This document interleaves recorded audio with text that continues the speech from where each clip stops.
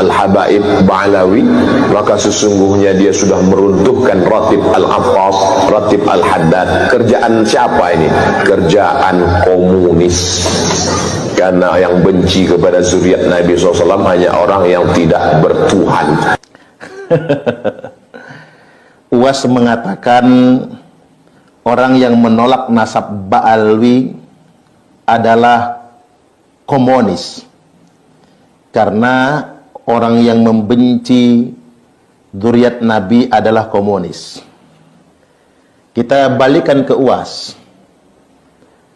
Apa benar Ba'alwi itu zuriat Nabi? Ini yang mesti dipertegas. Wong kenyataannya Ba'alwi itu bukan zuriat Nabi. Jadi kita hari ini bukan dalam rangka menolak zuriat Nabi, tapi kita semua menegaskan Ba'alwi itu terbukti bukan zuriat Nabi. Maka jangan ngaku-ngaku sebagai keturunan Nabi. Lalu Uwas mengatakan orang yang menolak Ba'alwi sebagai cucu Nabi justru dengan tuduhan komunis. Apa yang dilakukan Uwas ini merupakan pembodohan terhadap umat. Ini pembodohan sebetulnya. Umat itu diberikan ilmu, bukan diindoktrinasi, apalagi diancam. Justru sebetulnya ketika Anda kekeh menyatakan Ba'alwi sebagai keturunan Nabi, padahal bukan, itu masalah mendasarnya. Disitulah dosa besarnya. Komunis itu kan menghalalkan segala cara asal tujuan tercapai. Ini kok mirip cara-caranya sedemikian rupa. Kita lanjut ya. Ya Karim, Ya Karim, Ya Karim, Ya Karim, Syailillah, Syailillah, Syailillah, Syailillah. Nah, khususnya ini nih. Apa yang dinyanyikan Uwas ini bukan sholawat, saudara. Apa yang dinyanyikan Uwas ini sebuah lagu memuji-muji sebuah daerah, yakni di Tarim Hadramaut. Coba Anda lihat di peta Indonesia, ada nggak kampung atau desa atau wilayah di Indonesia ini yang bernama Tarim? Jadi sebetulnya kita hari ini sedang ditekoki melalui sebuah lagu yang diklaim sebagai sebuah sholawat. Tanpa sadar kita sudah memuji-muji bangsa orang lain lalu merendahkan bangsa kita sendiri. Maka saya ingin himbau kepada santri-santri, tim-tim hadrah, jangan lagi melantunkan Ya Tarim, Ya Tarim. Mending Anda nyanyi lagu Indonesia Tanah Air Beta. Di sana tempat lahir beta, dibuai dibesarkan bunda. Jadi lebih baik kita nyanyi lagu Indonesia Tanah Air Beta, Indonesia Raya, dan lain sebagainya, daripada lagu orang kemudian kita bangga-banggakan di dalam negeri. Muhammad An-Naqib punya anak laki-laki namanya Isa Ar-Rumi. Isa Ar-Rumi punya anak laki-laki namanya Ahmad bin Isa Al-Muhajir. Kenapa disebut Al-Muhajir? Karena dia pindah dari Irak ke Tarim. Lalu kemudian pindahlah Ahmad bin Isa Al-Muhajir ke Tarim. Lalu dia punya anak laki-laki namanya Ubaidullah. Nah, kemudian gaya-gayaan saudara Uwas ini, Ustadz Abdul Somad, menyebutkan silsilah Ba'alwi. Itu sebetulnya kuncinya sebetulnya. Nah, Uwas hari ini bertanggung jawab. Karena Uwas sudah mengisbat Ba'alwi sebagai keturunan Nabi. Kemudian sudah menyebutkan Imam Ahmad bin Isa Ar-Rumi. Sekarang kita ingin pertegas. Ketika Uwas mengatakan Imam Ahmad Al-Muhajir, dia menyatakan Imam Ahmad hijrah ke Yaman.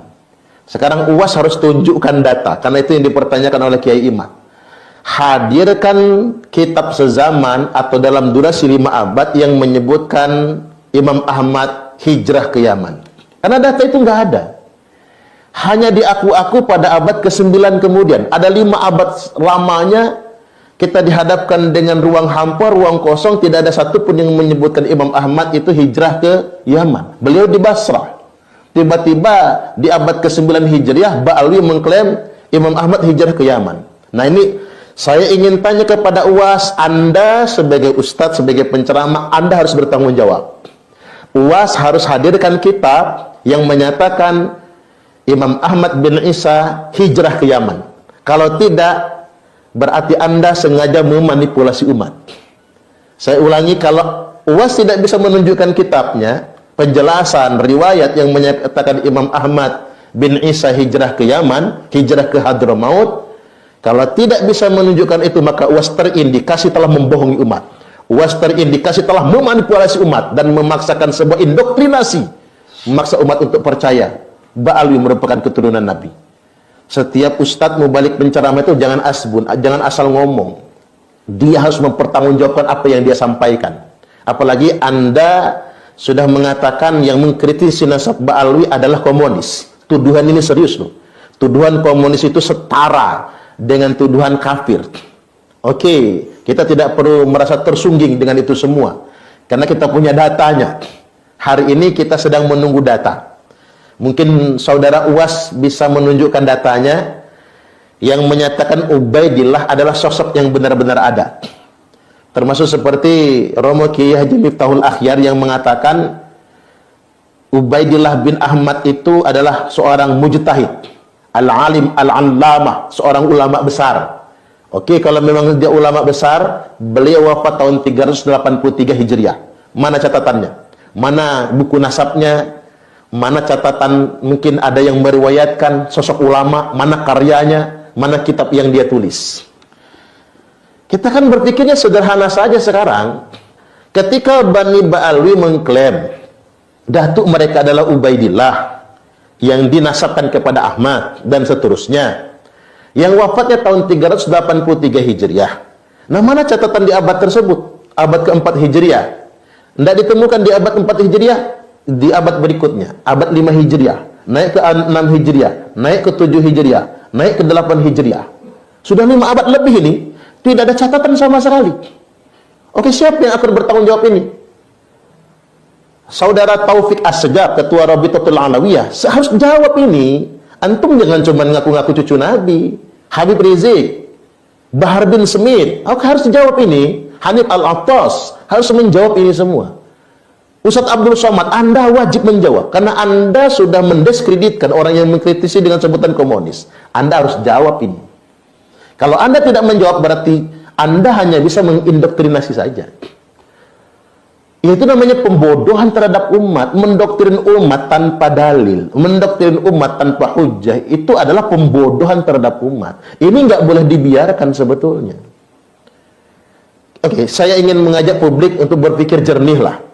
Mulai dari pasca abad keempat Hijriah sampai abad ke-9 Hijriah, tidak ada data yang menyebutkan Ubaidillah ini tadi. Dia hijrah ke Yaman, nggak ada datanya. Nama Ubaidillah ini juga nggak ada. Tiba-tiba nama ini baru disebutkan pada abad ke-9 Hijriah oleh Habib Ali bin Abu Bakar As-Sakran dalam kitab Al-Burqah atau Al-Burqatul Musyiqah, di mana Habib Ali bin Abu Bakar As-Sakran ini baru wafat tahun 895 Hijriah. Bayangkan dari tahun 383 Hijriah ke tahun 895 Hijriah. Coba matematika Anda dipakai. 5 abad lebih lamanya.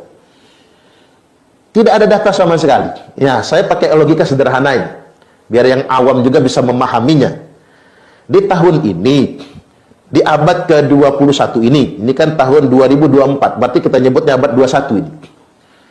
Kita mengenal di abad 21, kemarin di abad 20, ada seorang yang sangat terkenal, namanya Insinyur Soekarno. Orang tahu dong, beliau adalah bapak proklamator, Presiden Republik Indonesia yang pertama, di urutan pahlawan ditempatkan di nomor 1, dan punya anak. Nama anaknya Megawati, Soekarno Putri, Sukmawati, Rahmawati, Guntur Guru, dan nama-nama mungkin, ya inilah yang kita kenal sebagai nama anak Soekarno di abad ke-21 ini. Tiba-tiba 5 abad ke depan, berarti kita ambil tahun 2524 katakanlah. Di tahun 2524, 5 abad ke depan, tiba-tiba ada sebuah keluarga yang membangun pengakuan, kami ini adalah cucunya Soekarno, anak keturunan Soekarno. Lalu orang bertanya, loh kok bisa kalau Anda ini anaknya cucunya Soekarno? Apakah Anda ini adalah dzurriatnya Megawati, Sukmawati, Guru atau Guntur? Lalu kemudian keluarga ini mengatakan, klan ini mengatakan, kami adalah keturunan dari datuk kami yang bernama Suparman Soekarno Putra. Inilah yang disebut dengan ngaku-ngaku. Kemudian orang bertanya, mana catatannya, mana korannya, mana bukunya, catatan silsilah keluarganya, mana? Nggak bisa menunjukkan. Orang periksa file-file pemberitaan di abad ke-21, abad 22, abad 23, ada abad 24, abad 25, diperiksa semua. Nggak ada. Pengakuan itu baru muncul di abad ke-26. Orang kemudian jadi bingung, mana ini datanya? Persis seperti itulah apa yang dilakukan oleh Ba'alwi hari ini.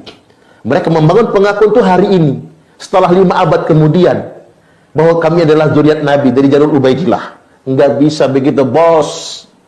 Kalau begitu caranya orang ngaku-ngaku aja, yang penting hidung mancung. Nggak bisa. Kalau Anda paksakan itu semua, ini pembodohan. Bahkan bukan hanya pembodohan, ini penipuan ini namanya. Kemudian yang berikutnya, data terkait dengan catatan kitab nasab ini juga dilengkapi oleh kajian pakar DNA.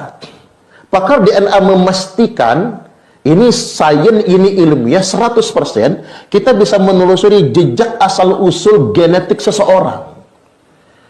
Tiba-tiba kemudian Rabitatul Alawiyah, kemudian Maktab Daimi yang selama ini juga menggunakan tes DNA untuk memastikan keabsahan nasab seseorang, bahkan Rizik Syihab pernah nantang semua yang ngaku-ngaku cucu Nabi wajib tes DNA, kata Rizik Syihab. Tiba-tiba hari ini anti DNA, lalu mengharam-haramkan DNA.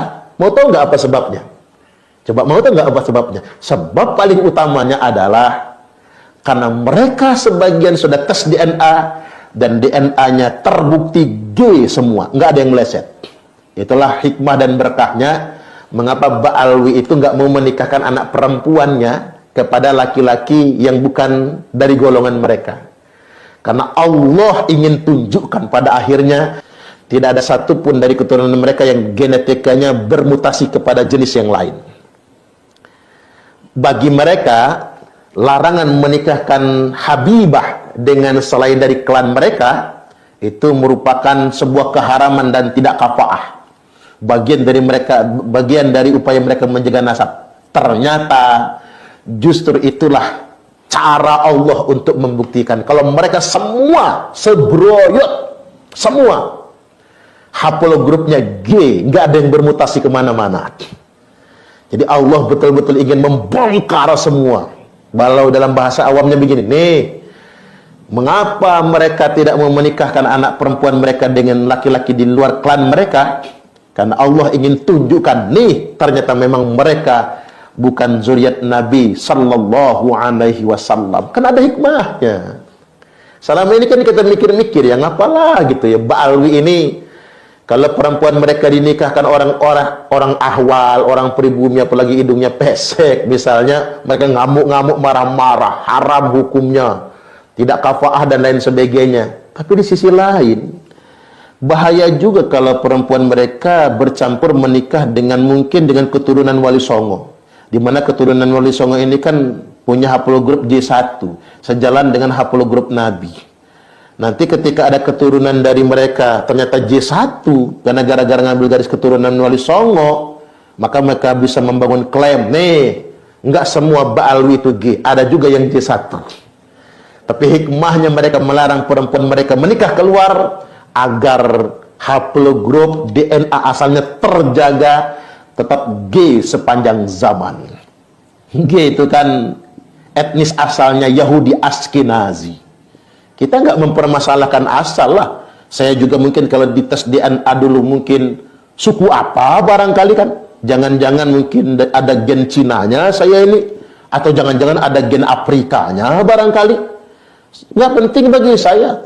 Tidak perlu membuli leluhur kita semua. Yang penting adalah ketika kita ditakdirkan hidup hari ini, itu kita syukuri. Hidup hari ini bil imani wal Islam, dengan iman dan Islam. Ini kan mesti kita syukuri.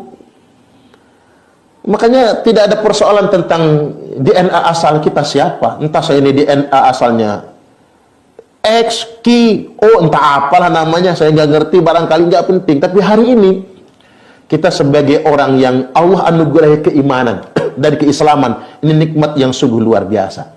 Sama buat Ba'alwi juga, mengapa harus ditolak? Kalau memang G, ya sudah G.